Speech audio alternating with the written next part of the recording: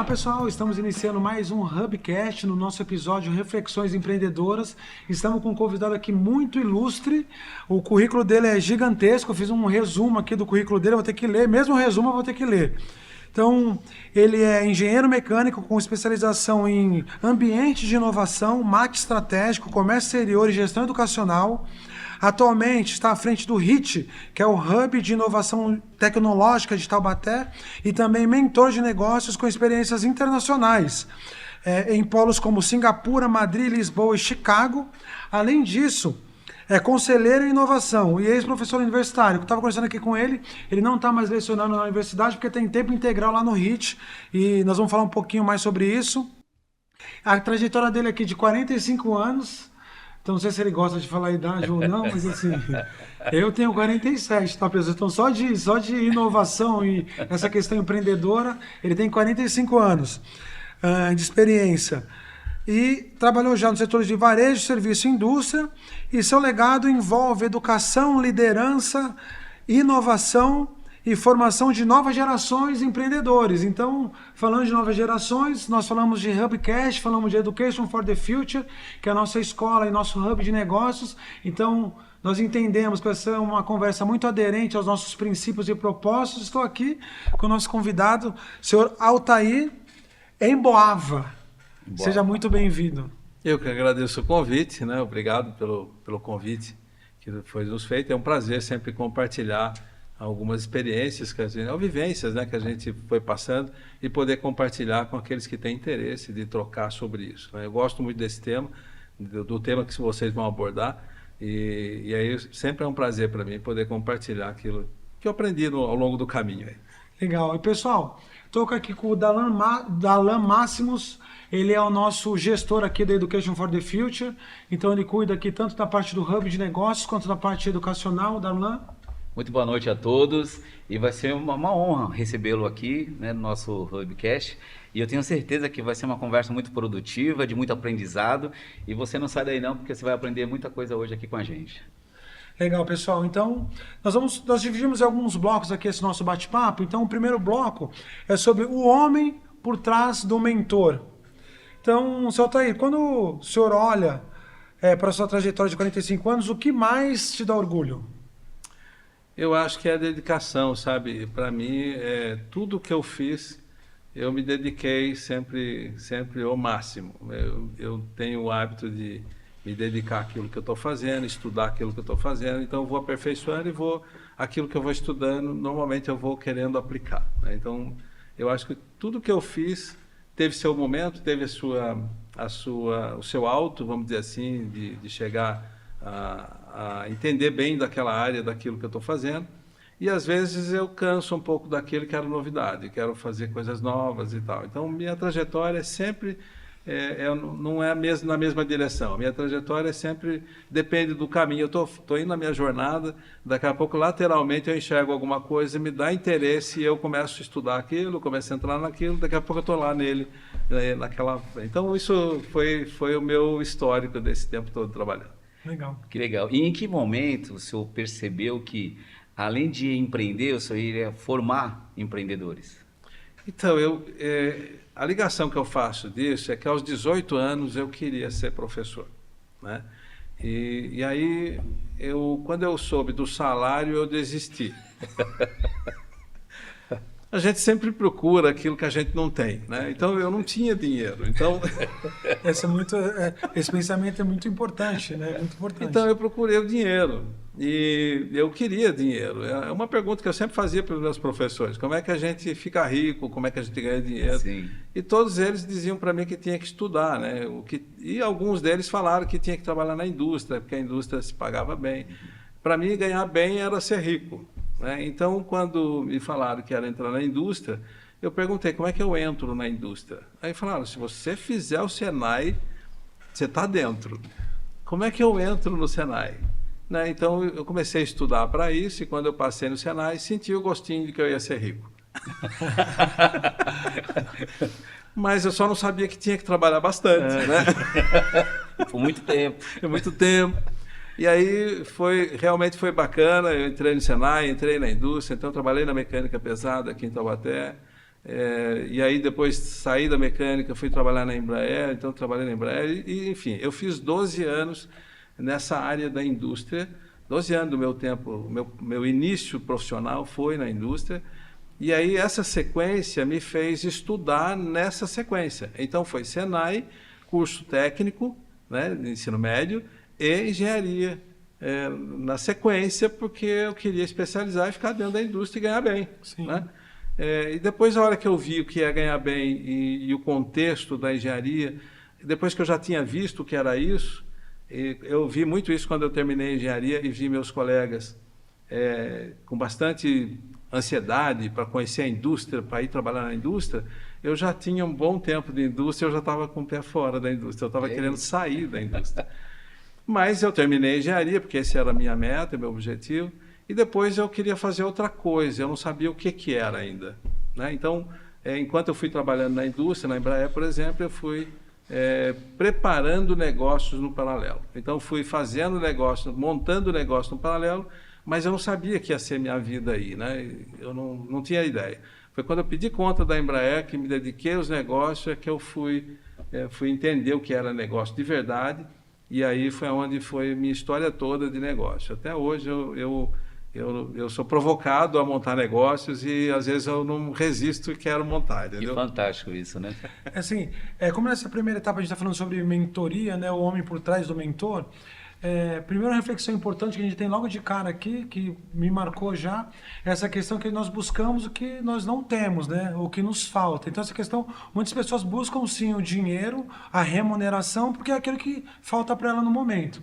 Então, isso é muito importante. Muito obrigado por ter compartilhado isso com a gente, né? Agora, um outro ponto que eu enxergo, né, nessas nossas andanças também pelo Brasil, é que tem uma questão de consultoria, mentoria, tem um aconselhamento empresarial, que hoje a questão dos conselheiros está muito em voga, né? Então muitas indústrias em transição até de pai para filho, enfim, buscam alguns conselheiros. E para se tornar um consultor, um mentor, um conselheiro, eu entendo que, claro, tem que ter uma trajetória de sucesso, mas dentro desse sucesso, tem algum ponto de fracasso que serviu como lição para o senhor? Tem. Eu tive acho que 13 negócios, às vezes eu conto, dá um a mais ou um a menos, eu tenho que buscar onde que é, a memória falha às vezes, mas assim, tive um negócio que não deu certo. E um deles, esse um que não deu certo, hoje eu sei que era uma startup, mas eu nem sabia que era esse conceito de startup. Uhum. Eu tive uma empresa que era de telemarketing, e eu investi em sistema enquanto o Brasil era fechado nesses componentes de informática. Em que ano? Foi em 96. Então era logo depois do Collor, né? Um pouquinho depois do Collor, e aí ainda estava... Então, e daí quando houve a abertura de entrada de outras, de várias coisas na área de informática, a gente não tinha equipamento, era uma ou outra empresa que dominava essa área no país. E aí eu investi bastante nesse telemarketing para o sistema ser campeão. Então a gente fazia coisa já, era uma inovação, só que para fazer isso, os computadores que a gente tinha para comprar aqui não tinham, a placa não era adequada, então a gente teve que desenvolver essas placas. Nós fizemos isso com a Universidade Federal de Minas Gerais, e eram os pesquisadores desenvolvendo placa para a gente colocar nos computadores para a gente conseguir fazer.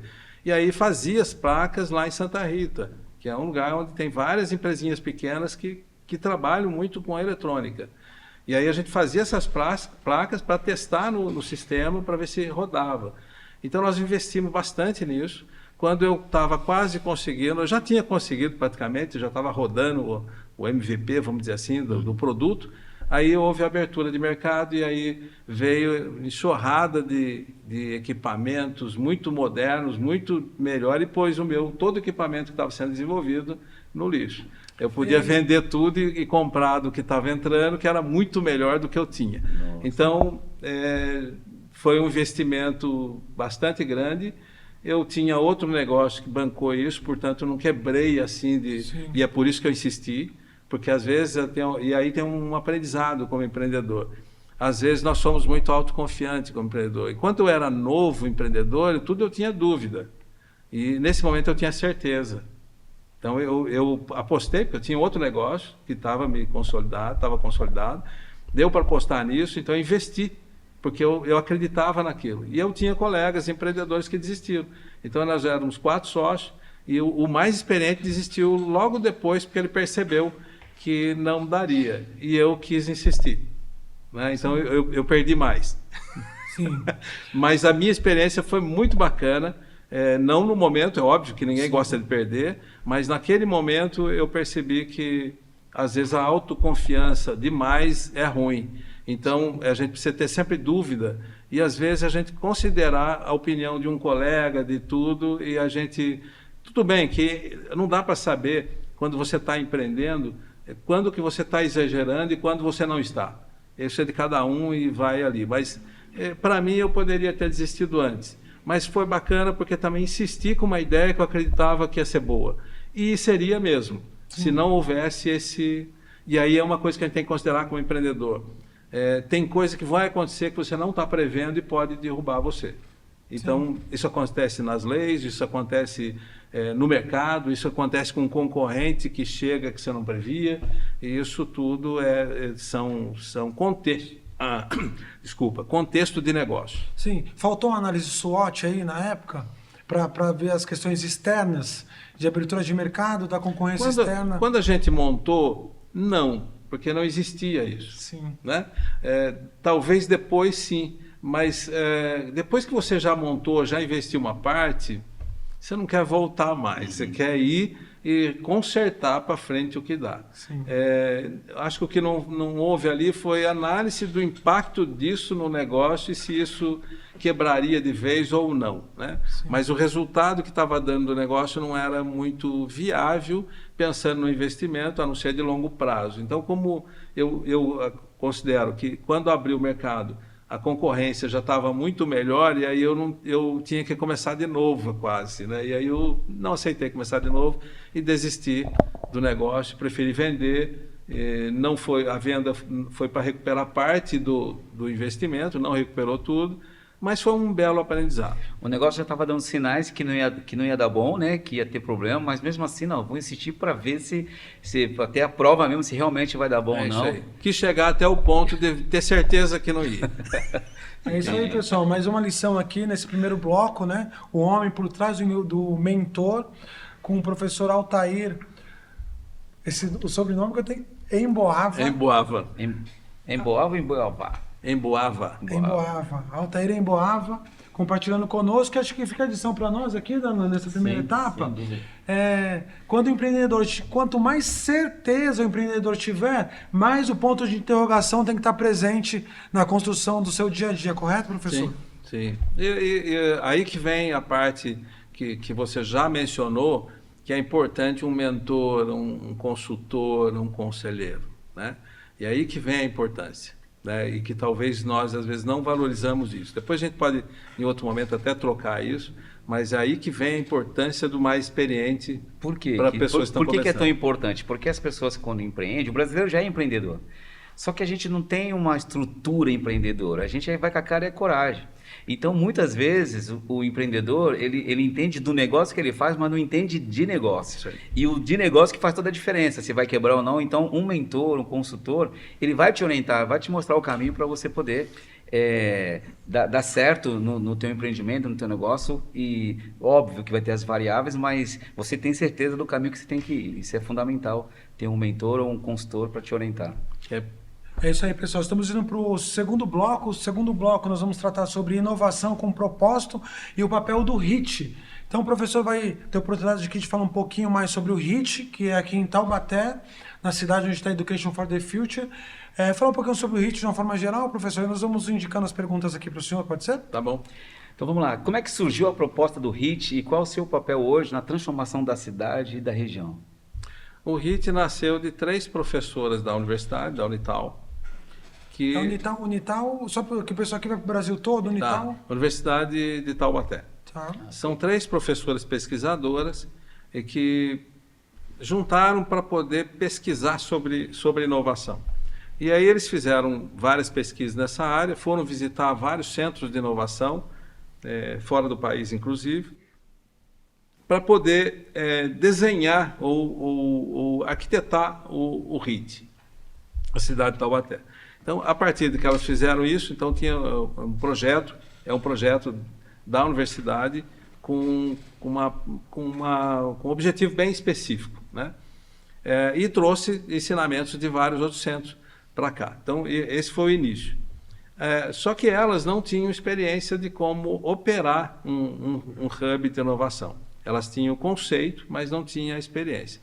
E elas precisavam de alguém com experiência. Então, ela foi buscar um consultor que tinha experiência de um ambiente de inovação, só que esse consultor era o gestor e era distante, ele não estava aqui, mas ele era um cara da Bahia que teve boas experiências disso e estava orientando elas como fazer, mas à distância.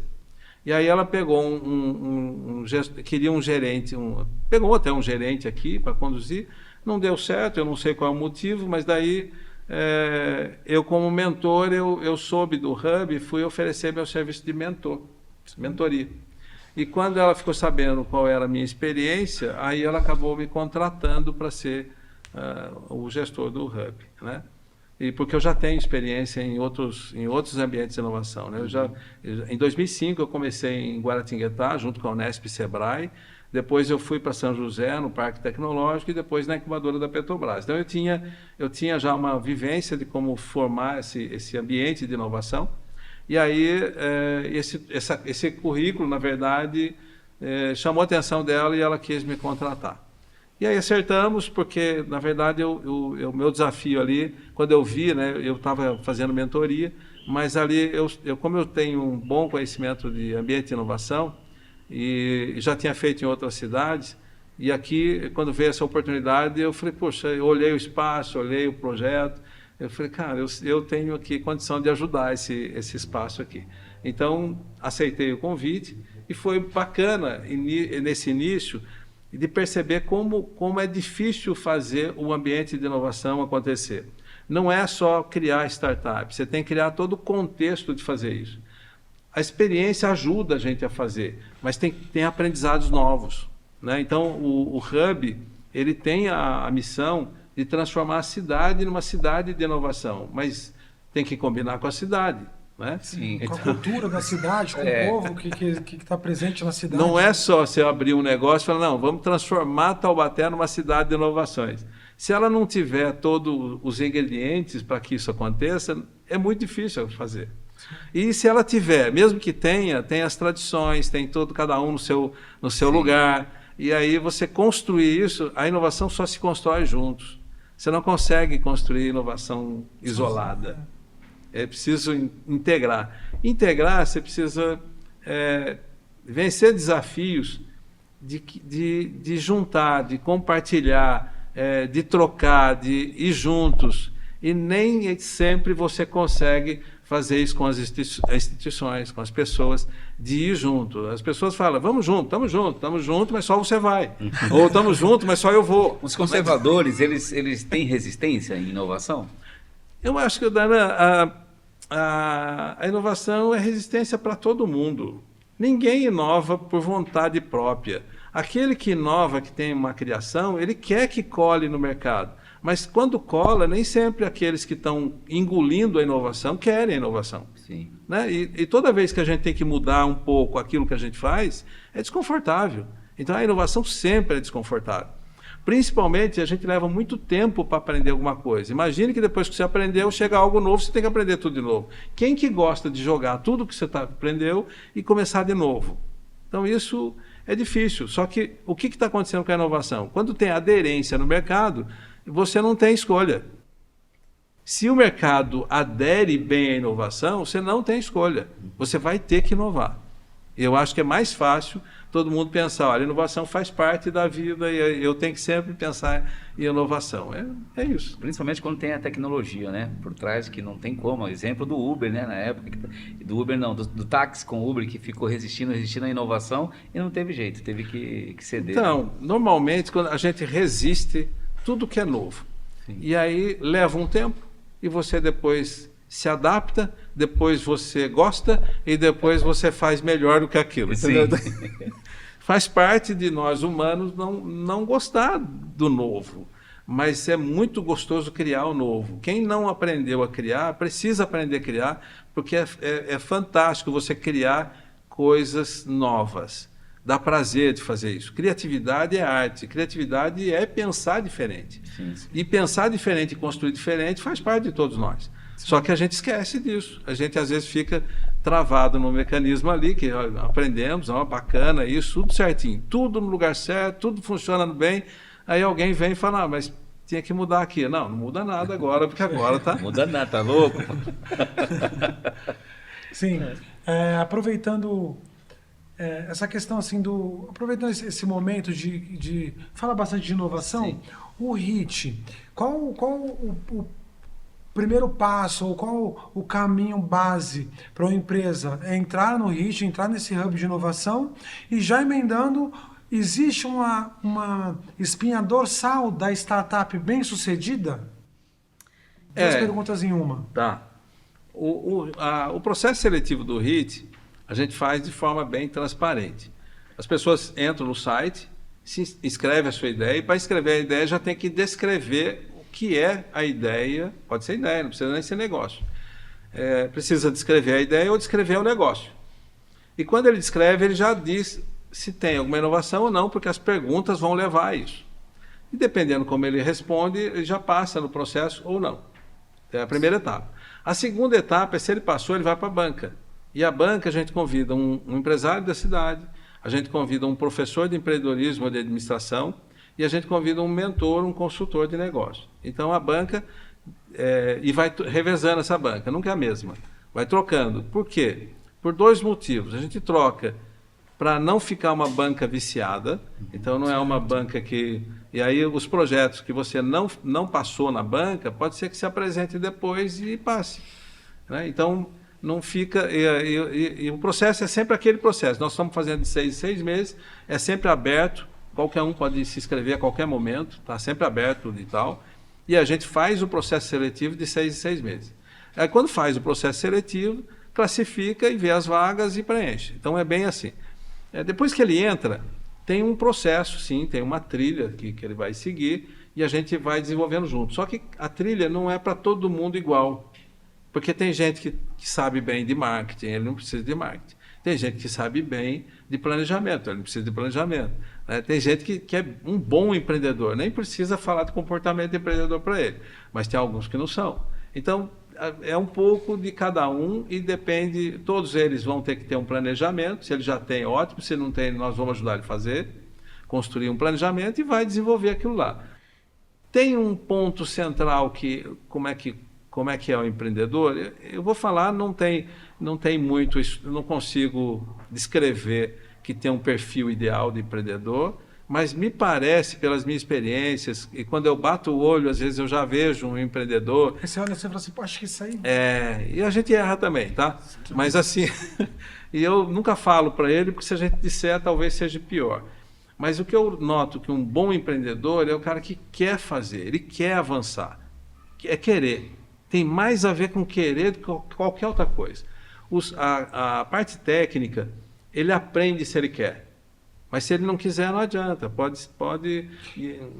mas essa parte do querer, o senhor entende que ele tem que querer vencer, querer que aquele empreendimento ande, mas tem que querer aprender, tem que querer se desenvolver, porque às vezes o querer dele está envolvido em fazer um produto, esse produto vender muito, ele ganhar bastante dinheiro, que é um querer impulsivo, que é importante, mas o querer aprender todos os dias, o querer ser humilde. Então, eu quero ser humilde para aprender com quem tem experiência. Acho que essa outra vertente do querer é importante. É um querer aprender, sem dúvida. Porque o empreendedor que não quer aprender, ele não se encaixa no mercado, isso é óbvio. Mas assim, o que eu acho bacana, que há uma diferença legal, é que quando a gente estuda na escola, a gente estuda sem ter relação nenhuma com o mercado. Bacana o que vocês fazem aqui por isso. Né? A gente só estuda, depois só trabalha, como se as coisas fossem tudo separados. O que é legal do empreendedor? O empreendedor não precisa estudar para ser um bom empreendedor, de início. Sim. Mas a hora que ele vai fazer, quando fazer um planejamento, não sei fazer um planejamento, vai ter que estudar. É porque é a parte técnica, né? Porque ele sabe a parte técnica, é o entender do negócio. O entender de negócio, aí vem todas essas ferramentas, todo esse planejamento que a maioria não sabe. É isso aí. Entendeu? Então, assim, isso a gente vê muito por aí. Muito, muito. Então, assim, e aí depois eles falam, pô, mas eu sei fazer, eu trabalhei 20 anos nessa profissão, agora eu montei a minha própria empresa na parte técnica. A parte estratégica tem todo o que ele não aprendeu, e aí que vem as complexidades de ter um negócio, né? Eu aí falo um pouquinho por mim também, da minha característica, que eu fui estudando em função da minha necessidade. Eu estudo aquilo que eu não sei. Sim. Porque aquilo que eu não sei está me atrapalhando. Sim. Eu preciso estudar aquilo. Se eu vou estudar puxando um livro, se eu vou estudar na internet, online, se eu vou estudar dentro da escola, se eu vou aprender com um colega que sabe, se eu vou trazer um profissional que entende daquilo, tudo é aprendizado. Tudo é aprendizado. Porque às vezes eu posso não querer aprender, de ir buscar aprender, mas eu posso trazer um profissional que sabe bem daquilo e eu aprendo com ele. Sim. Então, essa troca sempre existe, mas é difícil você ser um bom empreendedor sem aprender. Legal. O senhor falou como, assim, o processo de seleção da startup, o senhor já comentou como é que funciona, mas tem algum crivo mais sério, assim, de poder, não, vou colocar lá na minha bancada uma startup, ou não, qualquer um que chegar com uma ideia, pode chegar lá e o senhor vai avaliar para não, pode entrar. Tem alguma seleção mais rigorosa, assim, ou não? Não, é um processo aberto para todo mundo, e não sou eu que faço também essa seleção, tá? Eu oriento o candidato, oriento os avaliadores do formato que é a avaliação, mas eles que avaliam. Então, o que eu faço é tabular depois as notas que foram dadas e dar a classificação, né? Então é importante dizer isso para dizer que qualquer um tem chance, né? Então, tem a vaga? Tem. Aí, se tem 3 vagas, tem 50 candidatos, é claro que aqueles que tiverem melhor nota. Seletivo, não tem jeito. Um processo seletivo. Nem sempre aquele que passa é o que vai ser um bom empreendedor. Pode ser que aquele que não passou estava ali um bom empreendedor, mas o processo seletivo é dessa forma. Assim como eu vejo muito em escola, nós mesmos na escola, às vezes a gente não consegue ir bem na escola em alguma coisa, e a gente pensa que, nossa, então eu não vou ter sucesso. Não tem nada a ver o sucesso com não acompanhar alguma coisa, não ser classificado em alguma coisa. O que tem a ver é muito a sua vontade de fazer as coisas. E isso é insuperável. Às vezes alguém passa pelo processo seletivo, mas não faz o que devia fazer. E aí aquele que não passou faz o que devia fazer. Bom, esse é melhor do que aquele que passou. Sim. Né? Então, na minha opinião, a gente tem um processo seletivo, mas não significa que aqueles que não passaram, não significa que não são empreendedores. O que a gente faz com aqueles que não passam é direcionar eles, falar, olha, você precisa melhorar, então procura isso, procura aquilo, vai fazer isso, vai fazer aquilo, e volta, você tem chance, desenvolve, né? E tem chance, volta de novo. Sim, tem uma questão assim, que às vezes é um paradigma, né? Às vezes não, é um paradigma de que inovação é para empresas de grande porte, né? Então, para um jovem que está começando, que conselho o senhor daria para um jovem que está começando e quer, assim, tem esse paradigma e o senhor já está, né, com a sua experiência toda, poxa, acho que não precisa, não são para grandes empresas, são para pessoas que querem, além disso, fica a pergunta. Olha, sabe o que acontece? Até para os jovens eu diria o seguinte, não são as grandes empresas que fazem inovação. Hoje não. As pequenas é que fazem inovação. As grandes também fazem, mas é muito menos proporção. E por que a grande tem mais dificuldade de inovar? Porque ela é grande. É difícil de movimentar uma empresa grande para criar inovação. É muito mais fácil na pequena. Na pequena depende de uma pessoa querer inovar. Então, o que eu diria para os jovens é o seguinte, o que é inovar? Inovar é você ter na sua mente que você pode criar. É só isso. É só isso. Vai aprendendo coisas e vai aprendendo a inovar. Olhe em tudo que você vai fazer, seja no campo que você está trabalhando, dentro de uma empresa, no mercado, naquele campo, olha o que está ruim e tenta melhorar. Né? Olha o que não funciona, olha aquilo que doeu para você, olha o que dói para todo mundo, e você fala, vou resolver isso. Você não sabe como é que você vai resolver, mas você já viu um problema. Se você viu um problema e resolver, isso é inovação. Legal. Né? Então, está cheio de oportunidades. É questão de olhar. Então, a criatividade é um pouco, depende de exercício. Então, se eu tenho um olhar de fazer diferente, eu vou conseguir fazer diferente. Agora, eu tenho que ter vontade de aplicar aquilo que eu enxerguei. E aí que vem os problemas, porque parece que é fácil você enxergar o que está com problema, então está com problema, tem que resolver isso. Aí desse jeito resolve. Às vezes não resolve, você precisa insistir para que resolva de outras maneiras, que às vezes não é a primeira maneira que você pensou.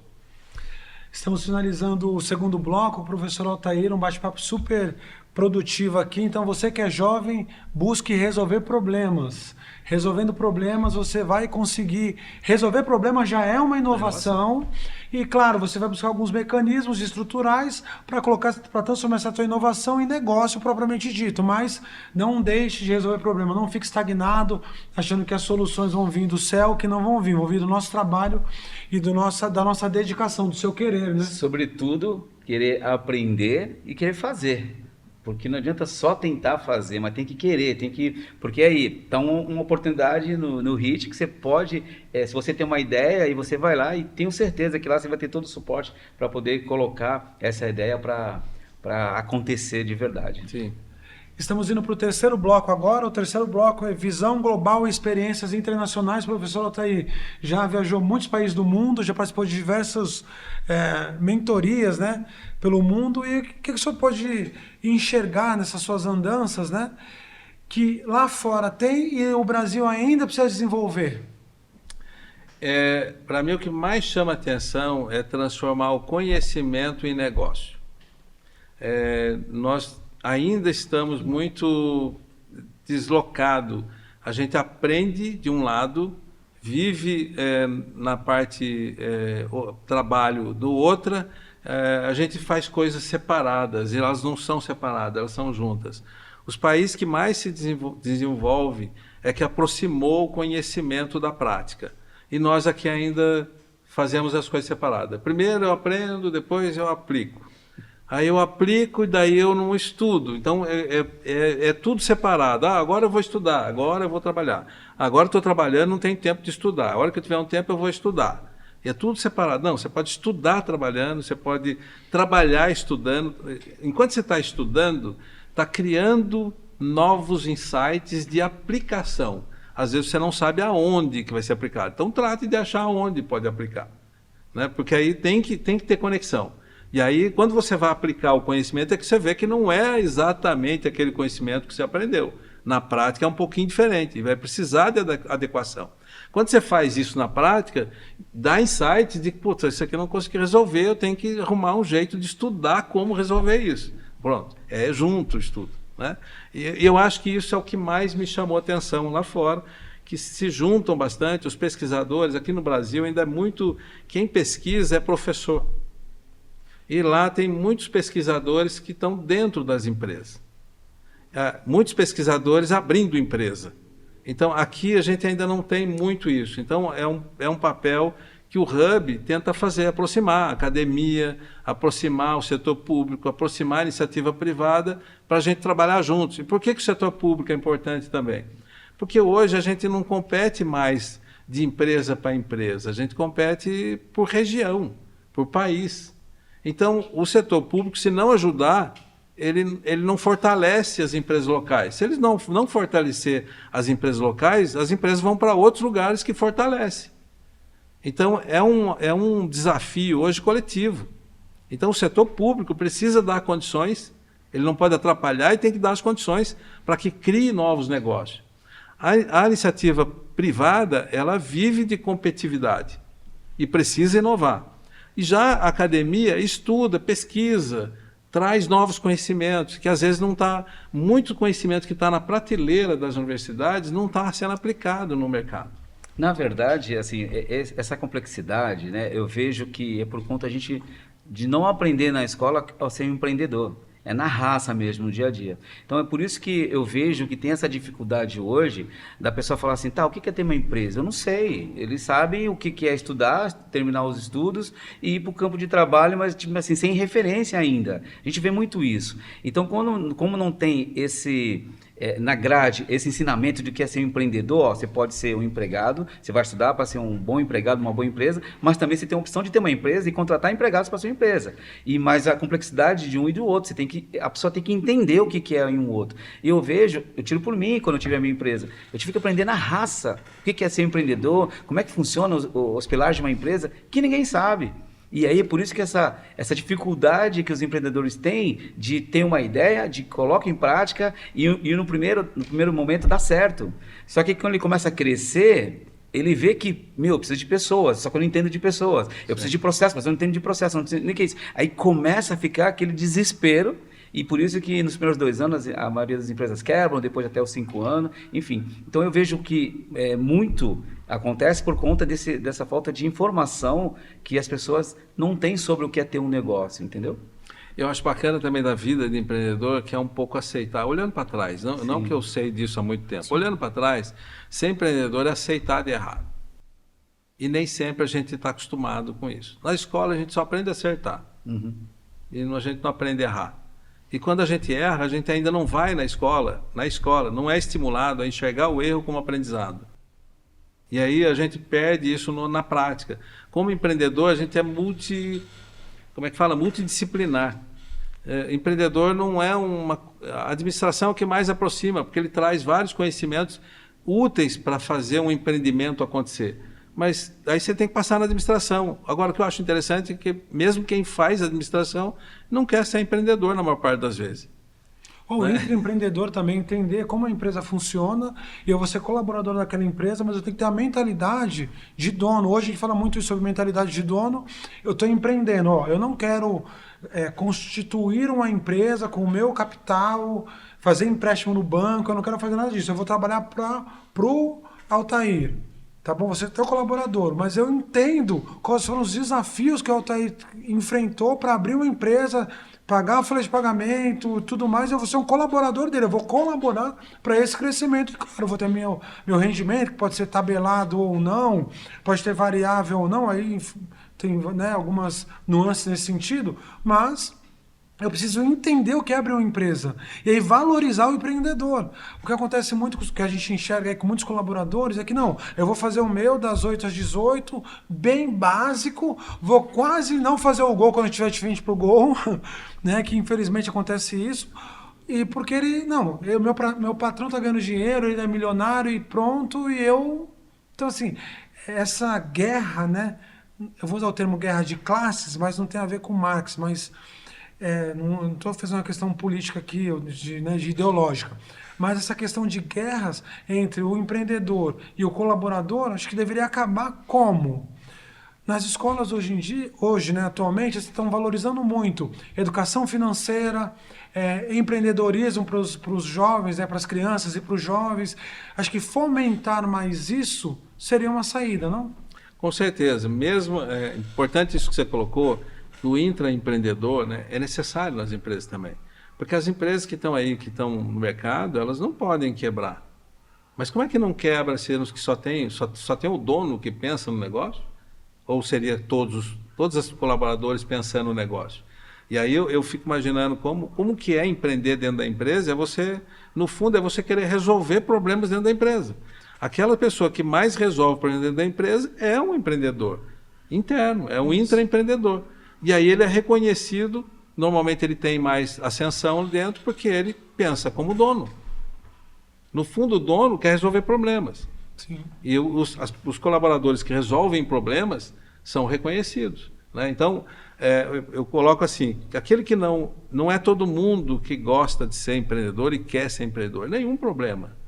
Porque às vezes não é fácil mesmo ser empreendedor, porque às vezes tudo que dá errado, ele retrata lá no caixa. E isso não é fácil como empreendedor. Às vezes você está errando, você não sabe como é que é, e no caixa está batendo isso. Está negativo. Está negativo. Está negativando o caixa. Então, você carregar esse negativo até você resolver todo o problema, como é multidisciplinar, você às vezes pensa que é só vender mais que dá certo. Não é, né? Não é. Então, essa lógica, até aprender, já que nós não aprendemos a ser empreendedor, mas a gente vai aprendendo no empreendimento, nem sempre dá tempo da gente corrigir isso. Né? Então, é um aprendizado fantástico. Eu considero que qualquer um deveria ter a experiência de ser empreendedor, que a hora que dando certo ou não dando certo, se der certo, você é um empreendedor e pronto. Se não der certo, você vai aprender pra caramba e vai ser um colaborador melhor. Esse que você está falando é muito interessante, que está me dando um insight aqui, porque as empresas, elas têm uma cultura, né? Então existe a cultura acidental e a cultura intencional. Então me deu um insight que numa cultura intencional, a gente pode colocar isso como treinamento Sim. de intraempreendedorismo, o que é ter uma empresa, quais são os desafios que uma empresa tem e a importância do colaborador para esse projeto acontecer. Porque aí a gente já vai ver quem que está aliado com a cultura e quem não tiver já vai sair automaticamente. Exatamente. Entendeu? Então esse foi um insight que eu tive agora aqui. E nós vamos reformular para a gente acrescentar isso aí. Isso é muito importante.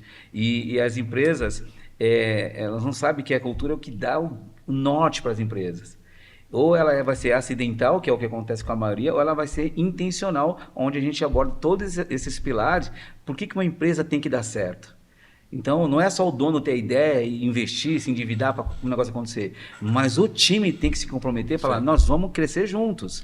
Entendeu? E aí todo mundo cresce, a empresa cresce. Então, eles garantem o emprego dele, a gente gera emprego para a sociedade, né? para a região, e todo mundo fica satisfeito. E a gente serve de experiência para outras empresas e até de ensinar, mostrar a importância de ter assim, os intraempreendedores dentro da empresa, são os microempresários aqui dentro. Eu acho muito interessante isso. Sim, e a gente tem que ter mais uma quebra de paradigma, professor, do que as pessoas entenderem o porquê uma empresa existe, né? O porquê aprofundado, o porquê básico é lucro, a empresa tem que dar lucro, um porquê básico a gente aprende na faculdade de administração e tal. Tá, mas tem um porquê um pouco mais aprofundado que é manter o mecanismo social ativo. Porque se uma empresa, se uma região né, que tem empresas, as empresas quebrarem e aí, enfim, agora empresa, se é um local que tem empresas ativas, empregando, né, dando capacidade de produtividade para os munícipes, né, e prosperando é muito bom. Então não é só o lucro do dono da empresa, tem toda essa questão social. Baseado nisso, aqui no Vale do Paraíba, né, e indo ao encontro do HIT, né, da função do HIT aqui no Vale do Paraíba. Essa questão do Vale do Paraíba e do HIT está dando liga? O HIT está conseguindo contribuir e o Vale do Paraíba está sendo aderente a esse polo de inovação? Eu penso que sim, porque hoje tem uma evolução mundial na inovação. E é muito fácil de ver isso até. Todo mundo sabe que tem novas tecnologias entrando todo dia no mercado. Então, o que mais existe é a inovação. Às vezes, o que não existe inovação com a gente aqui, pode ter certeza que amanhã a gente acorde e tem algo novo. Sim. Que alguém já está criando. Então, o mundo inteiro. Eu acho que o que aconteceu nos últimos anos, é interessante ver isso. O conhecimento antes era retido pelas universidades, pelas escolas, era lá que tinha o conhecimento. Hoje o conhecimento está aberto, está para quem quiser, né? Então, como o conhecimento está aberto, nós podemos fazer o que a gente quiser. Sim, fantástico, né? E aí, se a gente pode fazer o que quiser, eu vi isso lá atrás, um relato da IBM, que me chamou a atenção e aí eu comecei a olhar dessa maneira também. Mas a IBM já tinha enxergado isso. Ela tinha lá 500 ou 1.000 engenheiros dentro da IBM e ela, depois que ela começou a ver, ela analisou e falou, não, os 1.000 engenheiros que eu tenho aqui não sabem o suficiente de que todos os engenheiros fora da IBM.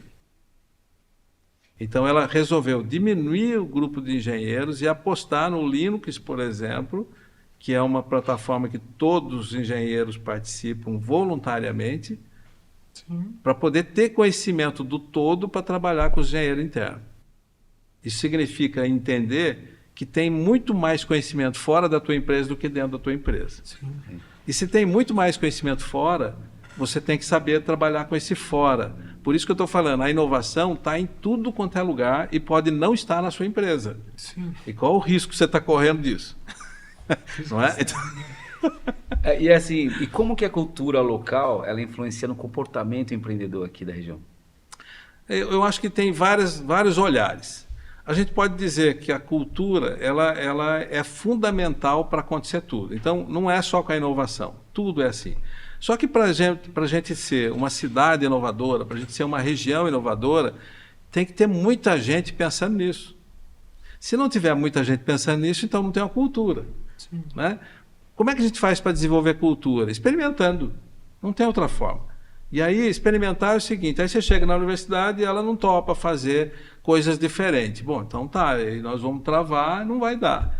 Agora, se um professor topa, é um caminho de mudança. Porque às vezes esse professor arrisca a fazer alguma coisa nova. Quando ele faz alguma coisa nova, a universidade ou a escola começa a ver que aquilo é interessante. E aí começa a mudar uma cultura. Então a cultura demora anos. Por isso que a gente fala que a educação, depois de 30 anos, que a gente consolida algo que demorou 30 anos. Demora. A cultura também. Agora, o que nós temos culturalmente em Taubaté, para ser mais específico, que eu acho que tem um lado bom? Nós tivemos bandeirantes. Bandeirantes eram empreendedores. Você imagina você ir buscar ouro? Cara, eu fico até hoje pensando, vou sair daqui, vou lá para o norte, não sei na onde. Para ver se tem. Só no meio do mato, entrar a cavalo e tudo para buscar ouro. Cara, como é que eu sei disso? Isso é empreender. Isso é passar aqui a serra e falar, eu vou para um horizonte que eu não sei onde é que é, e vou chegar com ouro, vou chegar com riqueza. Então, esse empreendedor já existia aqui antes. É o cara que acredita. Se a gente for ver o Félix Guizar, é um cara que acreditou, montou uma CTI. E ele na verdade, ele inaugura o setor industrial no Vale. Então, é uma visão empreendedora. E todo o trabalho que ele fez na época, criou colônia de férias, usina, quer dizer, o cara fez uma porrada de coisa aqui. Se a gente olhar para ele, está aí, está na cara da gente o empreendedorismo. Mas por que será que não é todos que são empreendedores, e não vai ser todos mesmo? Mas por que isso não está na nossa cultura? Ele está latente. O que precisa é estimular. E aí é interessante quando a gente olha para isso, os dados. Quando eu peguei os dados de 2022, 2023, uma pesquisa que saiu do estado de São Paulo, não sei quem que fez, se foi o Sebrae, não sei. Mas as 10 cidades, Taubaté está entre as 10 cidades mais inovadoras. E não foi o HIT que fez isso. Nós vamos ajudar, mas não foi o HIT. Então, nós já somos inovadores, porque nós temos uma estrutura que gera inovação. E é considerada no estado entre as 10. Então, o que nós precisamos é ajudar a cidade a entender que nós temos muito potencial. Quando a gente olha para a universidade, olha para o setor público, olha para as empresas, elas não estão inovando, é muito potencial, porque nós já somos inovadores. Né? Então, eu acredito assim, que o HIT ele faz só mais um papel, que é integrar isso e mostrar como fazer. O que nós precisamos fazer é criar negócios inovadores, mostrando para a sociedade que é possível criar, e aí estimula. Quando você vê alguém inovando, nossa, que legal, que sacado, nunca pensei nisso. Bacana, isso gera estímulo. Eu vejo empreender igual um quadro, igual um quadro de artes. Você vai lá ver, não entendi nada. Olhei para aquilo lá, não entendi. Nossa, que bacana, que cor bonita. Você está estimulando o teu cérebro a pensar diferente. Aí você joga essas coisas na tua mente e cria novas coisas. Então, quando eu olho os negócios, são vários negócios de vários modelos. Quando eu estudo os negócios, eu crio novas formas de pensar negócio. Então, o empreendedor, na verdade, ele é rico de pensar modelos de negócio, inovação. Ele vê uma inovação, uma tecnologia que, cara, como é que eu posso fazer com isso? Que legal isso. Aí, como é que eu aplico isso? Pronto, isso é o começo da inovação. Sim. Né? E nós dizemos muito que inovação é diferente de criatividade. Criatividade é eu pegar alguma coisa, misturar a outra e sair com alguma coisa diferente. Uhum. A inovação precisa alguém pagar por ela. Sim. E tem que gerar faturamento. Se eu não vendo aquilo que eu inovei, não é uma inovação. Ninguém aceitou. Vira frustração, né? Frustração que pode gerar outra criatividade, que pode gerar inovação de novo. Isso. Bom, nós vamos para o quarto bloco agora, né? Isso. Educação e formação de novos empreendedores. Esse tema é muito importante porque precisa educar essa nova geração a ser empreendedor. Né? E aí a gente vê aqui a sua experiência como professor de planejamento estratégico, inovação e outra disciplina, ou é só essa que o senhor se formou? Eu já dei aula de empreendedorismo e inovação, de planejamento estratégico, de gestão aplicada à administração, a gestão, matemática aplicada à gestão e logística também, né? Mas eu não sou um professor, eu às vezes estou como professor, né? Eu falei que aos 18 anos eu queria ser professor, e eu acho que isso está em mim. Quando eu tive uma experiência de ser diretor da associação comercial, eu fiquei na diretoria de treinamentos, capacitação. Ali surgiu o gosto por isso. Eu estava empreendendo e aí fui convidado para ser diretor, e quando eu fui, e eu comecei a olhar os nossos empreendedores, os associados, e ali eu vi que tinha muita coisa a ser feita. Eu sempre busquei o conhecimento, eu gosto do conhecimento e vou sempre buscar para aplicar nos meus negócios. Isso é uma coisa prática que eu faço sempre. E quando eu vi os meus colegas, eu achei que faltava um pouco disso. Então eu fui estruturar cursos para desenvolver empreendedores. E quando eu comecei a fazer isso, me deu um prazer imenso de ver o desenvolvimento do empreendedor, de gerar questionamento, de gerar reflexão. E ali nasceu um gostinho de querer montar uma escola. Né? Eu já era outro negócio, estava nascendo na minha cabeça ali de montar a escola. E aí a coincidência veio que o Sebrae me chama, me dando uma oportunidade de montar a primeira escola, vamos dizer assim, de inovação aqui, que foi em Guará. Então você foi um intraempreendedor com o Sebrae? Fui um intraempreendedor. Porque aí o Sebrae me chama para estruturar a incubadora, estava lá o prédio, e eu achei que quando eu passei no processo seletivo ia ter um manual de como monta a incubadora, e aí eu perguntei para o Sebrae do manual, ele falou, não tem manual, então você foi aprovado, você está aí selecionado, agora você que vai descobrir como fazer. Se vira. É o famoso se vira. Ele falou, vê aí quem que está fazendo, o que está fazendo e vai fazendo. Eu adorei, porque eu já era empreendedor e falei, cara, muito bom, gostei demais de não ter o manual. Falei, então beleza, vamos fazer, né? E quando a gente fala de mudança, de educação empreendedora, você acha que o jovem está tendo essa mudança? O senhor percebe isso ou não? Eu percebo, numa maior parte dos jovens, acompanhando muito o que está acontecendo com as startups, o unicórnio, ficar rico da noite para o dia, né? Ficar milionário. E aí essa coisa mexe com o jovem, porque os jovens são mais imediatistas, querem um resultado a curto prazo. Esse é o ponto que a gente tem que dar uma equalizada neles e mostrar que não é tão assim rápido. Que seja, mas não é para ser. O desenvolvimento da gente demora. Se tem uma coisa que ainda vi que não mudou com as tecnologias, é o tempo que a gente leva para aprender alguma coisa. Sim. Então isso não mudou. Só que a gente tem uma sensação de que só a gente que não aprendeu. Porque todo mundo aprende alguma coisa e está fazendo, cara, eu não estou aprendendo. Né? Não, mas se você tiver disciplina e querer aprender alguma coisa, você também vai ser destaque. Mas é que leva tempo. E aí, se eu quiser aprender rápido, tem que ser tudo rápido. Rápido é rápido também que se quebra tudo. O conhecimento vem de longo prazo. É preciso ter prazer de aprender, é preciso saber que demora, mas é preciso insistir, porque cada hora que você vai aprendendo alguma coisa, vai clareando a tua mente no longo do caminho. E quando você vai fazendo e vai clareando, vai dando mais prazer de fazer. Porque aí você tem conhecimento daquilo. E daqui a pouco você começa a ver que você está sabendo muito mais do que muita gente, porque você já está aprendendo. E aí você fica com prazer daquilo. Eu penso que empreender nada mais é do que uma jornada como outra qualquer. Você se coloca para fazer aquilo que se propôs a fazer e vai fazendo. À medida que você vai fazendo, você vai aprendendo. É simples, como tudo. Como tudo. Então, os jovens têm sim uma vontade de empreender, mas muitos deles param na primeira dificuldade. Ou às vezes ficam imaginando um negócio. Na hora de fazer, quer que dê certo, daí dá muito trabalho, desiste. Né? Então é preciso ter paciência para aprender. E empreender é mais difícil ainda, por isso que precisa gostar. Eu tenho trabalhado muito no HIT e o propósito. Às vezes a pessoa chega com uma ideia, com um projeto bacana, tudo, e aí eu começo a fazer pergunta para ele para entender quem é ele. O porquê que ele está fazendo aquilo? Aonde que ele encontrou? Como é que ele começou? Quanto tempo ele está olhando para aquilo? Porque isso mostra um pouco da linha que ele vai.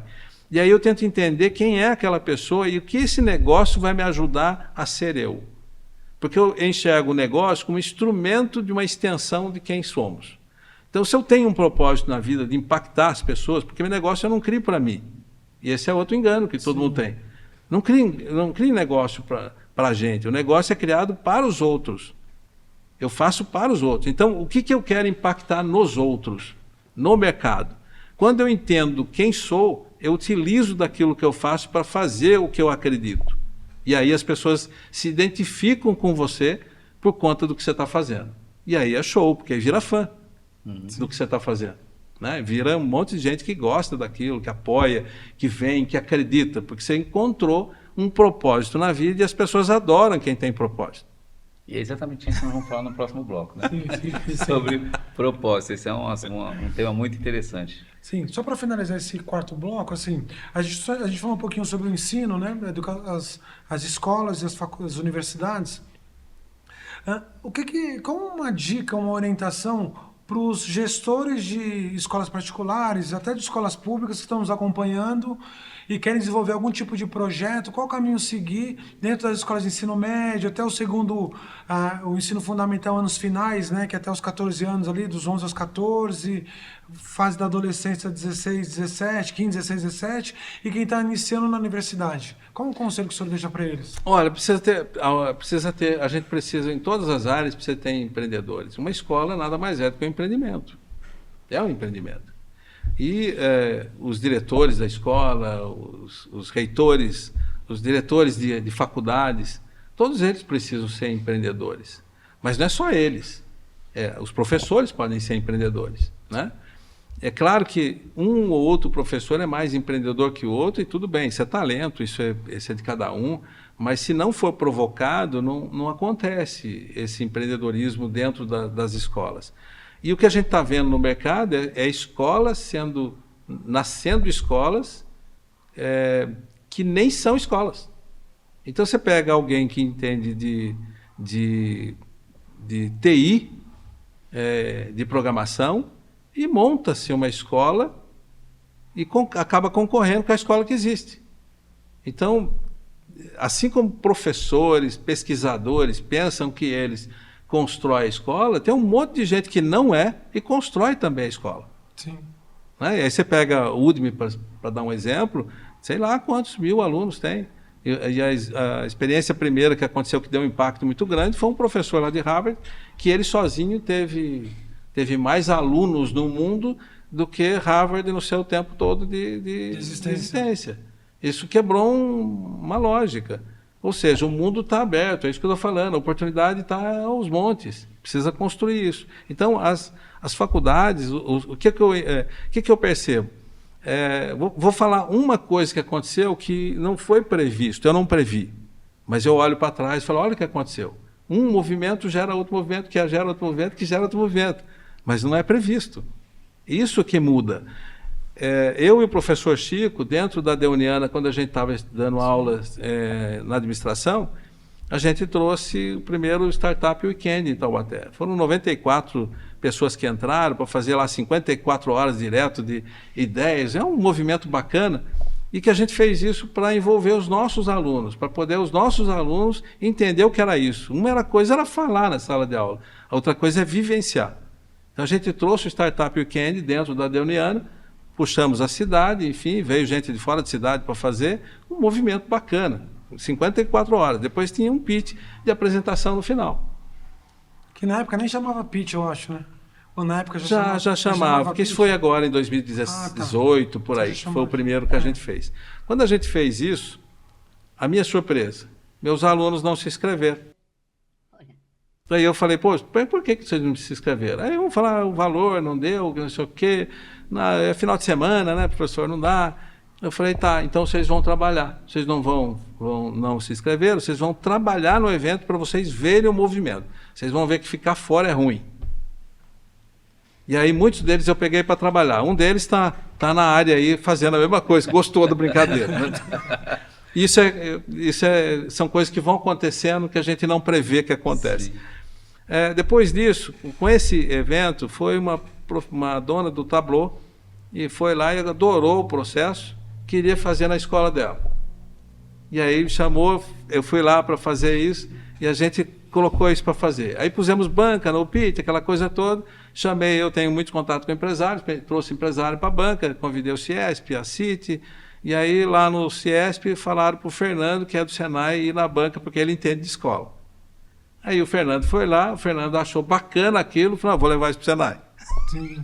Aí começa o movimento. E aí o Senai está fazendo isso. Hoje o Senai me convida para ir na banca dele para ver os projetos que estão lá. Então, o RIT também fez o Schooltech. Depois disso, aí eu já no RIT eu faço o Schooltech e faço o Schooltech para trazer escolas técnicas. Então o Senai e o Tableau já sabia que fazia.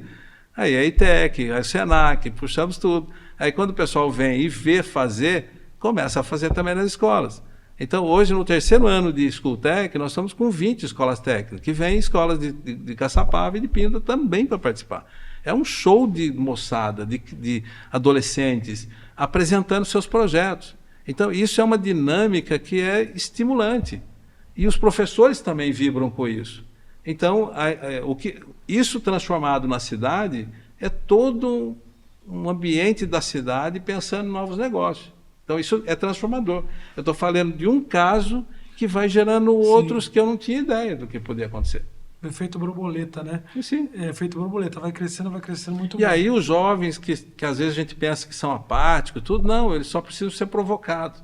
Sim. A hora que eles tiverem a oportunidade de ver, é impossível não gostar, é impossível não participar, é impossível não querer aprender com aquilo, é impossível não fazer parte. Perfeito. Pessoal, bate-papo aqui fantástico, sensacional. Estamos aprendendo muito, né, Danilo? Com certeza. E estamos indo agora fechamos agora o 4º bloco, estamos indo para o quinto bloco, que é propósito, legado e espiritualidade. Nós falamos aqui um pouquinho de propósito. Então, quer fazer essa pergunta, Danilo? Sim, porque é a parte, eu acho que crucial de uma empresa, é o porquê você faz o que faz. Porque a gente trabalha, a gente abre uma empresa para resolver problemas, mas assim, é para os outros, como você mesmo falou no bloco anterior. Então, assim, no meio de tanta tecnologia, né, como é que a gente pode entender que o propósito e a ética no ramo de empreendedor é fundamental, é importantíssimo, que ali é o alicerce para uma empresa crescer, né? A parte do propósito, é porque você faz o que faz. Com ética, né? Com ética, então, né? Aí que vem uma coisa que eu acho bacana de negócio, e eu aprendi isso também fazendo, né? Eu sempre pensei que os negócios precisariam dar dinheiro, dar lucro. E não mudei isso. Mas eu tive uma empresa que, proporcionalmente ao que foi investido, todo o risco que tinha nela, o movimento, a quantidade de pessoas, eu achava que era muito pouco o resultado financeiro. E aí eu achava que esse negócio não era tão bom, porque ele não dava tanto resultado financeiro. Mas quando eu fui avaliar, eu vi que teve um resultado muito grande de aprendizado nas pessoas que trabalhavam comigo. E dali saíram diversos empreendedores. Eu tenho pelo menos 3, 4 empreendedores que saíram dali, por aprendizado, que não era previsto isso para mim. Então, às vezes, aí voltou no conceito. Uma empresa tem várias áreas de valor, não é só o financeiro. Perfeito. E aí tem uma parte do empresário que é uma responsabilidade social, que é desenvolver gente. E quando você faz isso muito bem, aquelas pessoas amam estar naquele lugar. Aquelas pessoas gostam do que fazem também. Aquelas pessoas conhecem, sabem da importância delas para o mundo, para o mercado, para as pessoas.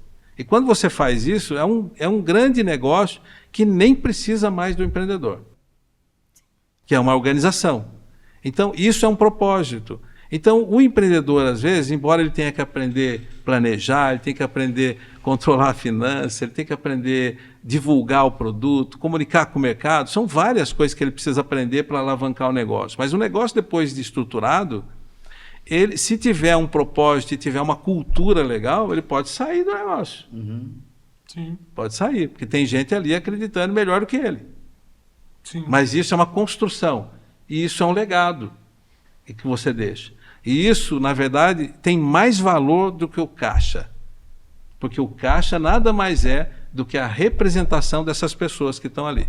Então, para mim, negócio é gente, negócio é propósito, negócio é entender qual é o impacto que você causa na cidade, e isso que eu me realizo com o RIT. Quando eu vejo alguém vindo com um projeto, eu falo, como é que nós podemos impactar com isso que você quer fazer?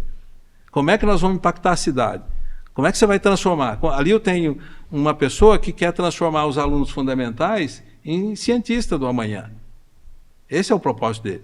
Ele quer gente curiosa, gente que vá buscar. E ele tem todo um processo de como fazer isso as crianças gostarem de estudar. É maravilhoso isso. Maravilhoso, fantástico. Né? Então, esse é um impacto violento, não é só de negócio que nós estamos falando. Não é só dar certo o negócio. Aliás, ele vai representar a gente agora, dia 23, ele vai para a Inglaterra, que o projeto dele foi selecionado para estar lá. Então, ele foi já selecionado a FINEP aqui, enfim, é um projeto que todo mundo quer que dê certo. Então, esses projetos, dando certo, esse empreendedor realiza o propósito dele. E aí vem ética, vem tudo. Né? Mas aí nós temos lá um outro projeto que o cara está 10 anos trabalhando nisso para desenvolver um equipamento para ajudar as pessoas terminais nos hospitais. Então, isso é um propósito. 10 anos ele fazendo isso. E ele quer terminar esse negócio. Então, entrou para o IT para ver como é que pode fazer. E a gente vai dando cada passinho, cada passo que dá é uma aproximação da realização de alguém, né? de causar impacto. É difícil ter alguém que olha para aquilo e fala, cara, temos que dar um jeito de dar certo isso, Sim. porque é muito bom. Então, quando você faz isso, é mais do que um negócio, é mais do que um caixa. Isso é ética, isso é impacto na sociedade, isso é gostar de ser empreendedor para você realizar coisas. Né? Então, esse é o lado do empreendedor, que é bacana. E que tem o lado, claro, que é difícil. Nem sempre é maravilhoso ser empreendedor. As dificuldades tem, mas se você acredita naquilo que você faz, se você quer fazer isso para o bem da humanidade, a humanidade te ajuda. Sim, agora dentro dessa jornada o senhor pontuou bem, não é fácil, tem as dificuldades. Então dentro da sua trajetória, teve algum momento de parar e repensar a vida? Eu já tive isso, meu filho teve isso, enfim, acho que muitas pessoas têm esse momento de reflexão, que pode ser uma vez na vida, pode ser 3 vezes, 5 vezes na vida, são os momentos de inflexão, de reflexão, para saber que caminho seguir. O senhor pessoalmente teve isso, ou o senhor como mentor, como consultor e conselheiro, já presenciou isso e o senhor foi um braço forte de apoio para a pessoa? Então, aí que é legal, porque eu acredito que um bom mentor, qualquer que seja ele, é alguém que tem experiência naquilo para ser mentor do outro. O mentor que se fabrica, um mentor qualquer, não estou desprezando ele, esse mentor, porque se ele tem vontade, está nele disso e talvez ele faça bem. Mas o bom mentor é aquele que já passou pela situação para poder ajudar o outro, porque ele sente na pele o que é. Então, quando ele vê um colega que está passando por isso, ele sabe muito bem o que é isso, sabe tratar melhor isso, na minha opinião. Né? E aí ele não desvaloriza isso. Ele acha isso plenamente natural e sabe que precisa de apoio. Porque às vezes a gente mesmo que fez a trajetória não teve apoio de ninguém e fez falta. Agora é legal você ser mentor e poder ajudar alguém naquele momento. Nem sempre você vai ser responsável daquela pessoa ter uma reação boa sobre aquilo, mas é importante simplesmente ter alguém que já experimentou isso, estar junto, saber que você tem uma outra pessoa aqui que também já passou por isso, não é um fato isolado que acontece comigo. Todos os empreendedores que têm resultado, é impossível não ter fracasso. Só que ninguém fala isso. Todo mundo fala do sucesso do empreendedor, ninguém fala dos fracassos. E os fracassos existem para a gente, na verdade, superar dificuldades que a gente tem. Se a gente parar no primeiro fracasso, a gente desiste de um aprendizado maior que tem depois desse fracasso. Porque é depois do fracasso que a gente tem outra visão, que tem musculatura, você desenvolve outra forma, você desenvolve outra maneira. Ah, entendi porque deu errado por isso. E daí quando você vai fazer, você não vai cair mais naquele erro. Sim. E o melhor aprendizado é o que a gente erra. Por isso que eu estou falando, o valor que tem o erro, e a gente fala de erro de coisa ruim, é desvio do resultado. Erro é desvio do resultado. E se você puder aprender com os erros, é mais importante do que os acertos. Porque os acertos é fácil para qualquer um. Difícil é você aprender com os seus erros. Sim, sou professor de matemática também, e aí na prova de 0 a 10, o aluno tira 7, e aí tirei 7, mas ele nunca vai olhar as 3 perguntas que ele errou. O porquê que ele errou aquelas 3 perguntas, como que eu vou buscar para acertar? Não, tirei 7, passei, tá tudo certo. E as 3 perguntas foram nos erros, ficou para trás, né? E isso às vezes acontece na nossa vida, mas é por essa questão também dessa indução do nosso do projeto educacional que existe hoje nas escolas, que está melhorando, aos poucos está melhorando, né? A gente está percebendo isso ao longo do tempo. Você está acompanhando aqui o 5º bloco, vamos partir para o 6º bloco desse bate-papo sensacional com o professor Altair.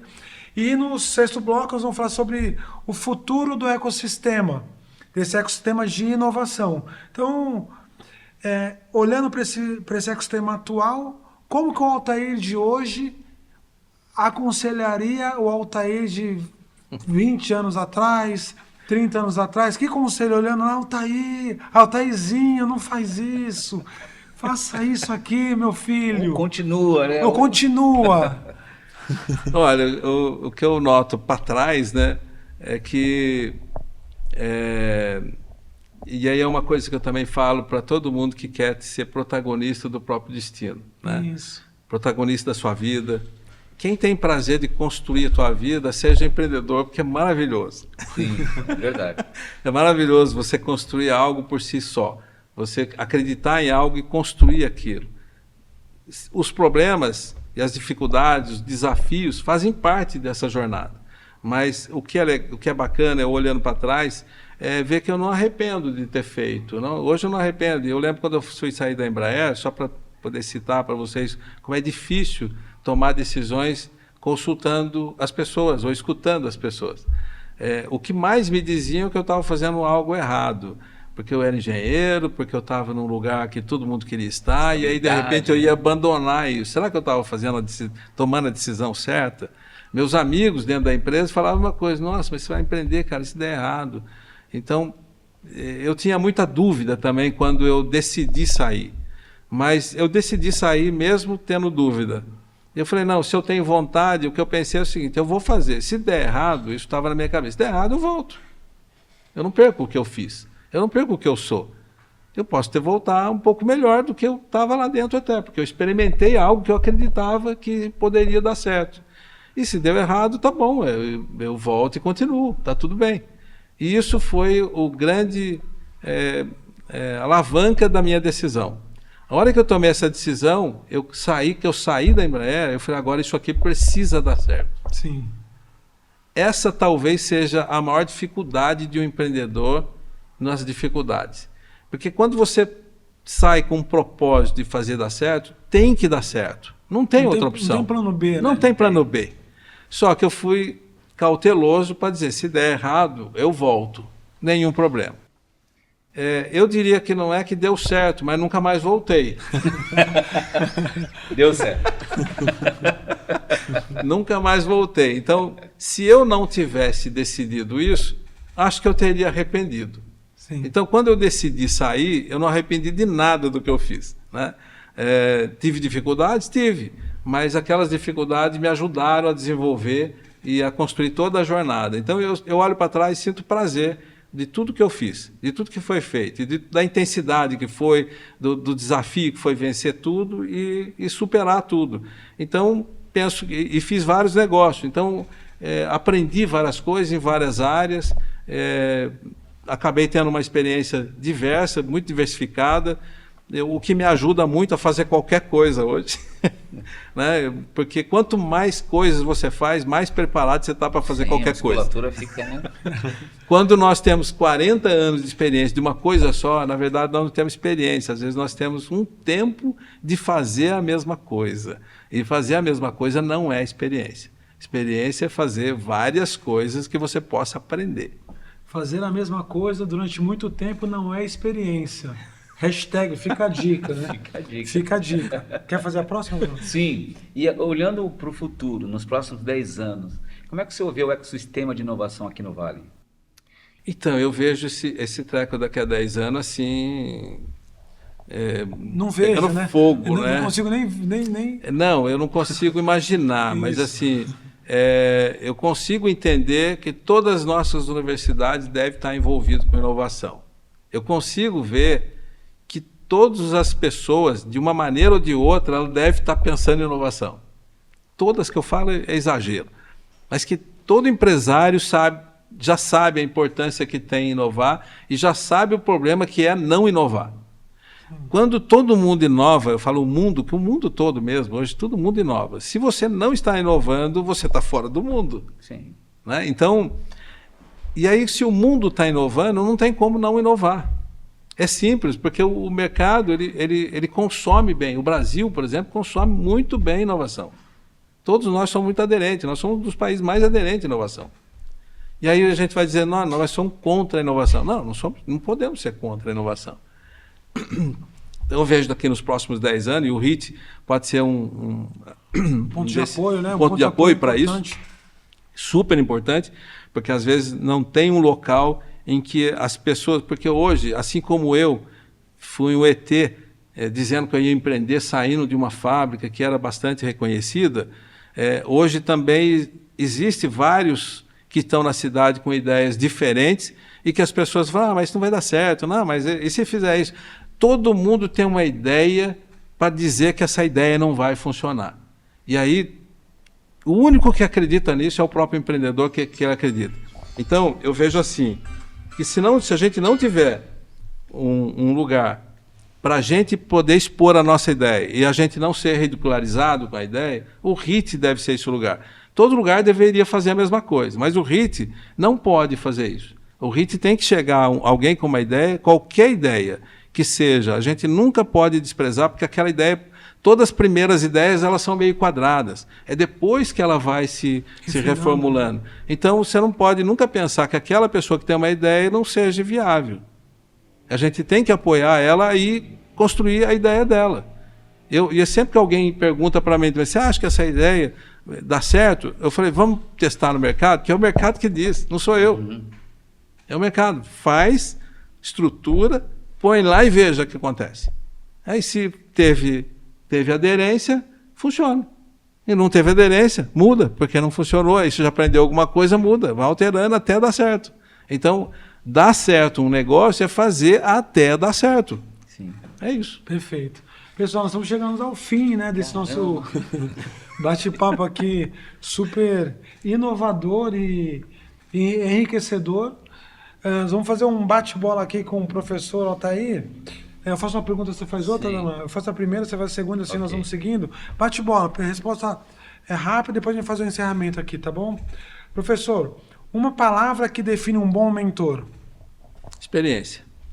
Uma startup brasileira que te inspira. iFood.